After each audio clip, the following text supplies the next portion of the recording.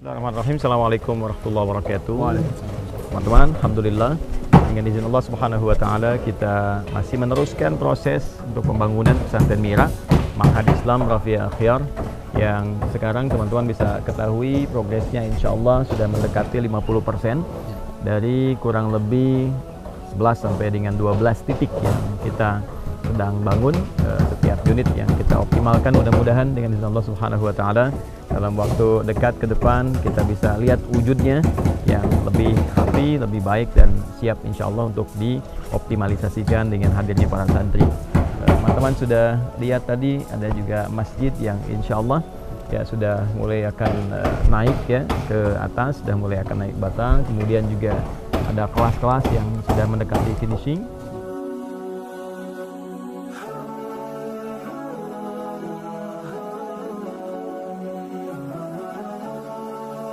Ini sekarang saya berada di bagian asrama ya, dan kepala untuk pengawasannya bersama saya ada Pak Muhammad Daniel, temani asisten beliau Pak Agus dari Al-Courier.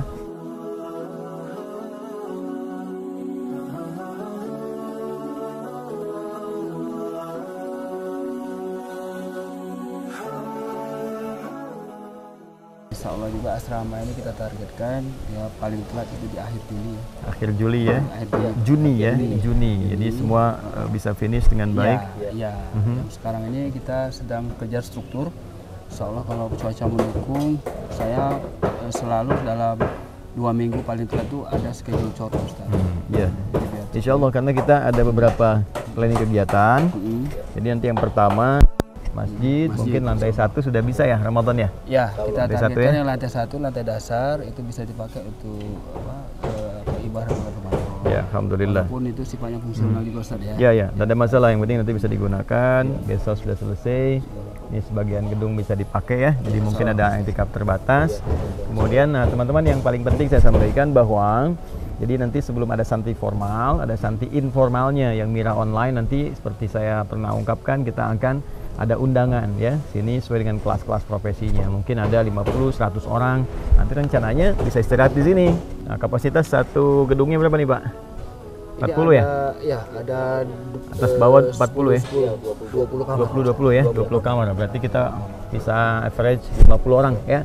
Nanti per kelas, per periode bisa sepekan menginap dan insya Allah mudah-mudahan dilancarkan oleh Allah Subhanahu wa taala dan kita saat belajar nanti bisa optimal, jadi sepekan bisa nginap, bisa belajar ya merasakan suasana pesantren dan gratis, nggak ada bayar, nggak ada apa-apa, kita optimalkan insya Allah ya. Dan mudah-mudahan apa yang akan kita langsungkan di sini diridhoi oleh Allah Subhanahu wa taala. Teman-teman, kurang lebih ada 1 tahun lebih sedikit ke depan kita akan selesaikan. Jadi kesempatan wakaf terbuka hanya untuk Mei periodenya sampai ke tahun depan dan selesai, dan barangkali teman-teman bisa fokus kepada agenda-agenda atau proyek akhirat lain yang bisa dioptimalkan. Nah, bagi teman-teman yang masih ingin bergabung untuk wakaf yang ada di sini, karena ini semua tanah jengkalnya semuanya ini wakaf ya. Jadi saya hanya mengelola dan nanti ada murid-murid kita yang kita bina untuk meneruskan kembali. Jadi kalau kita meninggal pun ada yang Indonesia ya, nomor rekening 111. Jadi satunya ada 3, kemudian 4 4nya ada 4, lalu 142 111 4444 142 atas nama Ma'had Islam Rafiah Akhyar. Terima kasih untuk kesempatan hari ini. Mudah-mudahan update informasi bisa juga memberikan tambahan pada teman-teman kelengkapan untuk mengetahui bahwa apa yang kita wujudkan wujudnya ada dan sedang disiapkan untuk disempurnakan. Pak Daniel, terima kasih. Ya, waalaikumsalam. Bagus, terima kasih banyak ya. Jazakumullah khair. Assalamualaikum warahmatullahi wabarakatuh. Waalaikumsalam.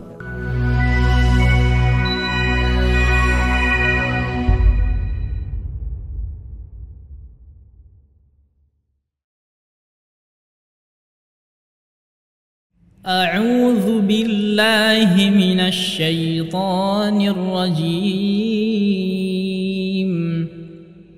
بسم الله الرحمن الرحيم يا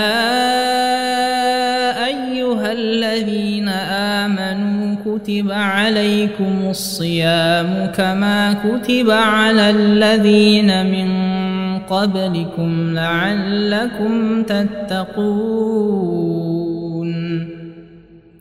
أياما معدودات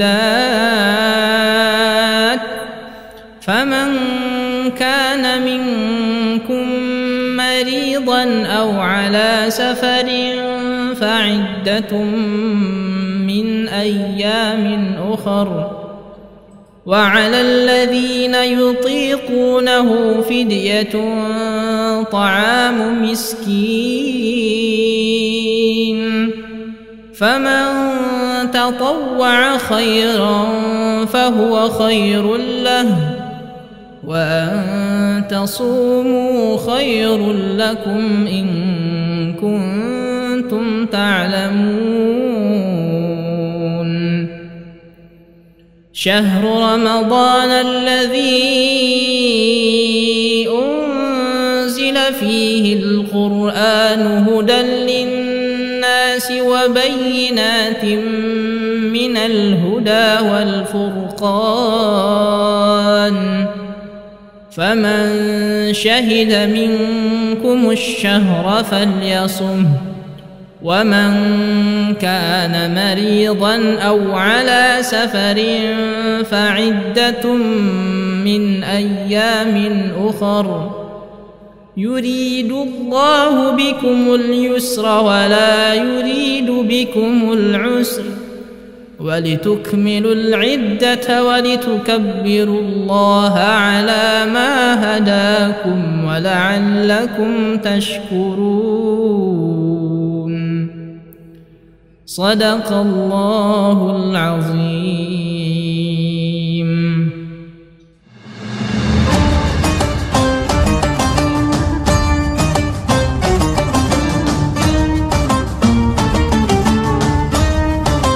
Bismillahirrahmanirrahim. Assalamualaikum warahmatullahi wabarakatuh. Alhamdulillahi rabbil alamin. Wassalatu wassalamu ala rasulillahil karimil amin. Nabiyyina Muhammadin wa ala alihi wa sahbihi wa dhurriyyatihi wa ummatihi ila yaumiddin wa ba'd. Saudara-saudariku, kita sangat bersyukur pada Allah Subhanahu wa taala. Alhamdulillah kita diberikan kesempatan untuk menjalani ibadah siam pertama kita di bulan Ramadan, khususnya di tahun ini 1444 Hijrah sampai menjelang maghrib kini waktu Indonesia bagian barat. Bagi sementara saudara-saudari kita mungkin sudah ada yang berbuka atau juga sebagian belahan di tempat yang berbeda mungkin baru akan memulai siam. Tentu kita akan sama-sama berdoa pada Allah Subhanahu wa taala, bermohon semoga puasa kita baik yang telah berlalu pun demikian di tahun ini berkenan diterima oleh Allah Subhanahu wa taala dengan penerimaan terbaik. Saudara-saudariku, seperti kita ketahui bahwa puasa Ramadan bukan sekedar puasa. Ada yang istimewa, ada yang sangat berbeda dan tentunya tidak sama dengan puasa-puasa lainnya yang pernah kita jalani. Puasa Ramadan tentunya seperti kita pelajari sebelum memasuki di bulan suci ini disebut dengan as-siyam, diksi yang dipilih langsung dan ditetapkan oleh Allah dalam firman-Nya di surah kedua Al-Baqarah di ayat 183 itu. Ya ayyuhalladzina amanu kutiba alaikumus-siyam. Hei semua orang yang telah menyatakan dirinya beriman pada Allah Subhanahu wa taala, diwajibkan bagi kalian menunaikan as-siyam. Waktunya kita temukan di Al-Baqarah ayat 185, Syahrul Ramadan alladzi unzila fihil Qur'an. As-siyam yang dimaksudkan ditunaikan khusus spesifik di bulan Ramadan, bulan yang sangat mulia yang saat itu diturunkannya Al-Qur'an. Saudara, kata as-siyam secara makna ada perbedaan spesifik dengan shaum. Bila disebutkan shaum, maka katanya menunjuk kepada makna yang sangat umum dalam pengertian menahan, al-imsak. Apapun yang ditahan, itulah shaum. Disebutkan sekali misalnya dalam Al-Quran di surah ke-19 Maryam di ayat yang ke-26. Inni nadhartu lirrahmani shauma. Allah Subhanahu wa taala mengajarkan sekaligus memerintahkan kepada Sayyidah Maryam alaihissalam untuk melakukan shaum. Dalam konteks ini tidak bicara pada seorang pun di masa itu. Falan ukallimal yauma insiya, ketika beliau dituduh dengan tuduhan yang tidak pantas, padahal tidak pernah disentuh oleh laki-laki manapun, bisa mengandung, melahirkan dengan izin Allah, dengan kuasa Allah, dengan hikmah tertentu, maka ketika melahirkan itu, Allah perintahkan, cukup nanti bayinya yang mengklarifikasi tentang mukjizat yang ia dapati dan tugas yang Allah berikan kepadanya. Sehingga dengan pernyataan itu bisa membebaskan ibunya dari tuduhan. Karena itu, ibunya bahkan diperintahkan untuk tetap makan, tetap minum. Silahkan makan senyamannya, silahkan minum sampai dengan hilang dahaga itu, tapi shaum dari bicara. Makan masih boleh, minum masih boleh, tapi bicara tahan. Jadi kata shaum masih menunjuk pada makna yang umum. Ada bebas pilihan yang bisa kemudian didapatkan, yang bisa ditempuh. Tapi ketika katanya berubah menjadi as-siyam, 9 kali lafaz ini disebutkan dalam Al-Quran, dan maknanya akan berubah tentu dari yang umum menjadi yang lebih spesifik, yang terprogram, punya ketentuannya, punya aturannya yang tidak sama dengan pilihan-pilihan secara general. Apalagi ketika kata ini menggunakan alif lam. As-siyam, alif lamnya memberikan kesan yang khusus, spesifik. Kutiba alaikumus siyam, ada alif lamnya, menunjukkan bahwa secara waktu bukan puasa biasa. Secara ketentuan tidak sama dengan yang biasa. Secara keistimewaan sangat berbeda dari yang biasa. Karena itulah semenjak hari pertama ini, dari tadi kita memulai saum kita, diniatkan dengan cara yang baik, kemudian kita arahkan kepada siyam konteksnya, terprogram dengan baik. Dimulai dari fajar sampai dengan sebentar lagi kita berbuka, waktu Indonesia bagian barat, ya, sampai di waktu maghrib. Maka tentunya ketika disebutkan as-siyam, waktunya teratur. Kapan dimulai, kapan diakhiri. Yang kedua, programnya diatur. Sehingga dengan program ini ada capaian-capaian yang teratur, tujuan pokoknya. Di hari pertama ini, kita akan menegaskan kembali tentang satu ukuran yang Nabi SAW pernah sampaikan dalam standar hadis beliau, tercantum di Al-Bukhari, baik di nomor hadis 38 pun nomor hadis 1910. Dan ini menjadi penting untuk kita ulas, kita bahas di hari pertama kita menunaikan siyam Ramadan, agar kita dari awal mengantisipasi apakah puasa yang kita tunaikan sejak detik ini dinilai benar sesuai dengan standar Rasulullah SAW, dan apa yang bisa didapatkan dari sejak hari pertama ini, serta bagaimana ukurannya bisa terasakan bahwa siyam kita berhasil dalam standar Al-Quran dan hadis Nabi Muhammad SAW. Kembali kepada hadis yang dimaksudkan dalam Al-Bukhari, seperti yang kami tadi sampaikan, baik di nomor hadis ke-38 pembahasan tentang iman, apakah juga di nomor hadis 1910 pembahasan tentang puasa. Maka Nabi SAW pernah secara tegas menyampaikan informasi yang sangat penting untuk menjadikan standar puasa kita benar. Haddatsana qala Rasulullah SAW, Rasulullah SAW bersabda, man shama Ramadana. Ini saya kotaki, imanan wahtisaban ghufira lahu ma taqaddama min dhanbi. Teman-teman, man shama, siapapun secara personal, mau laki-laki, mau perempuan, besar, kecil, tua, muda, status sosial apapun yang dijalani dalam kehidupan di dunia ini, sepanjang ia memenuhi kualifikasi untuk menunaikan ibadah puasa, sudah balik, berislam, dan turunan-turunan yang lainnya. Siapapun ia, shoma, yang menunaikan puasa Ramadhan, khusus di bulan Ramadan, bukan yang lain. Ingat ya, ini hari pertama, jadi penting untuk kita mengetahui dan kembali melihat hadis ini dengan baik, supaya hari-hari puasa berikutnya bisa kita kemudian lengkapi, bisa kita acukan kembali pada standar ini, sehingga tidak sia-sia Allah berikan kesempatan dalam setiap rangkaian hari puasa. Dia tunaikan puasa Ramadan imanan, ini standarnya. Bukan puasa biasa. Bukan karena orang lain puasa, dia ikut puasa. Bukan karena dia menginginkan dengan puasa itu mendapatkan penilaian dari orang lain, mendapatkan penilaian dari institusinya, dan seterusnya. Yang diharapkan dari itu semua, imanan, dia lakukan karena imannya kepada Allah Subhanahu wa Ta'ala. Pernah saya tegaskan di episode sebelum kita memasuki bulan Ramadan bahwa kata iman ini identik dengan amalan hati, yaitu niat. Di hadis lain Al-Bukhari, nomor hadis yang pertama, kitab Bad'ul Wahyi, Nabi SAW menyampaikan, diriwayatkan dari Umar bin Khattab radhiyallahu ta'ala anhu, dari Nabi SAW bersabda, innamal a'malu bin niyat wa innama likulli imri'in ma nawa. Faman kanat hijratuhu ila Allahi wa rasulih, fahijratuhu ila Allahi wa rasulih. Wa man kanat hijratuhu lidunya yusibuha aw imra'atin yankihuha, fahijratuhu ila ma hajara ilaih. Seseorang beramal, beraktivitas, motivasinya bisa beragam, kata Nabi SAW. Ada yang untuk dunia, ya dia dapat dunia. Dia puasa untuk mendapatkan penilaian manusia. Dia puasa untuk mengejar bukaan saja. Dia puasa untuk mengejar sahur. Kan? Dia puasa untuk melengkapi agenda dunianya. Itu yang dia dapatkan. Ada lagi yang mencari motif lain, untuk mendapatkan jodohkah misalnya, untuk mendapatkan hal-hal lainnya. Maka seperti yang apa yang dia niatkan, itu yang akan dia raih. Sebaliknya, orang-orang yang menjadikan puasanya dia dedikasikan hanya untuk pengabdian total, demi mengabdi kepada Rabbnya, sebagai ibadah hanya untuk Allah. Jadi dia niatkan hanya untuk Allah saja.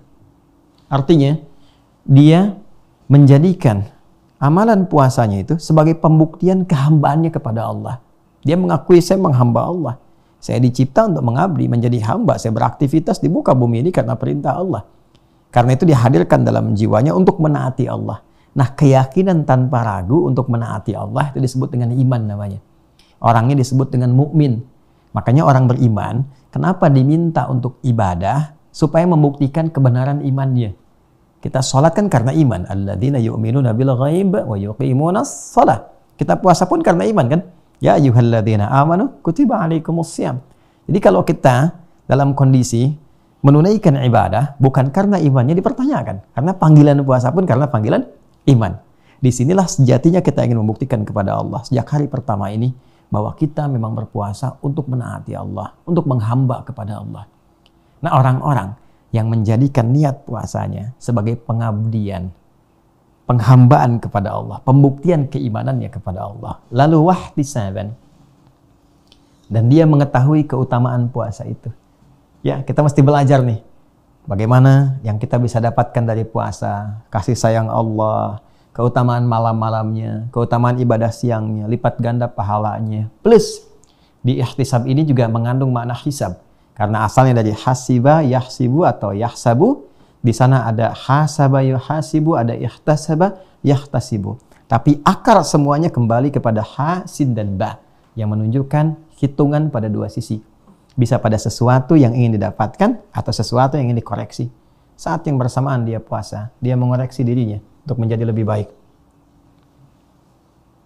Kita mulai tadi dari mulai fajar, kita berpuasa, bahkan malamnya tarawih kan, kita merenungkan sesuatu apa yang harus diperbaiki dari ujung kepala sampai ujung kaki.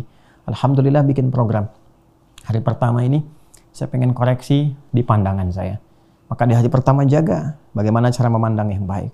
Apa yang harus dipandang, apa yang tak boleh dipandang. Kita koreksi selama ini mungkin melihat sesuatu yang tidak baik. Kita istighfari. Minta ampun sama Allah. Sekarang pengen lebih taat kepada Allah. Sehingga iman itu dibuktikan lewat ketaatan, tunaikan puasa, jaga pandangan. Ini praktek pertamanya, ya kan? Lalu setelah itu pandangan ini nanti akan terjadi perbedaan. Ya, dia akan dibimbing oleh imannya sehingga dia hanya memandang apa yang ditaati oleh dirinya sesuai petunjuk Allah Subhanahu wa taala. Karena itulah nanti terjadi transformasi pandangan. Sebelum dipandang, turunlah sifat imannya. Itu yang dimaksud di surah Cahaya, surah ke-24 ayat 30 untuk laki-laki. Qul lil mu'minina yaghuddu min absarihim. Ayat 31 untuk perempuan. Wa qul lil mu'minati yaghuddna min absarihinna. Sebelum dipandang, kata Allah, imanmu akan membimbing pandanganmu. Ini yang harus dilihat. Kalau nggak baik dilihat, maka akan dipalingkan. Karena itu mata orang beriman nggak akan melihat yang sembarangan. Ya, kalau dia lemah iman atau padam iman atau nggak beriman sama sekali, maka semua bebas dipandang. Ya ukurannya yang pengen dipandang saja, nanti bikin aturan masing-masing. Apakah ini statusnya yang penting dianggap wajar, yang penting terhormat, yang penting macam-macam, dan statusnya bisa relatif. Terhormat di tempat A belum tentu di tempat B, ya kan? Nah, karena itulah kemudian iman memberikan standar robbani yang paling jelas, yang paling elok, yang paling nyata. Ini yang baik, lihat. Yang tak baik, palingkan dulu demi kebaikan jiwamu, demi kesehatan mentalmu, ya kan? Nah, itulah faidah dari sini. Jadi hari pertama kita harus bikin target. Sekarang mata, besok misalnya ke telinga. Kalau mata belum lulus, besok latihan lagi, ya kan? Nanti telinga, kemudian turun ke lisan, ya, terus ke tangan, jari jemari sampai ke ujung kaki. Sehingga selesai Ramadan, teman-teman sekalian, tuntas, maka kita akan bertransformasi dari pribadi yang tadinya punya kebiasaan A, beralih dievaluasi menjadi pribadi yang lebih baik setelah itu. Dari ujung kepala sampai ujung kaki. Itulah hakikat dari kita menunaikan puasa. Kalau bisa dilakukan semuanya ini, maka sejak hari pertama Nabi SAW memberikan satu apresiasi tinggi yang tentunya atas dasar petunjuk dari Allah Subhanahu wa taala. Perhatikan kalimatnya, ghufira lahu ma taqaddama min dzambi.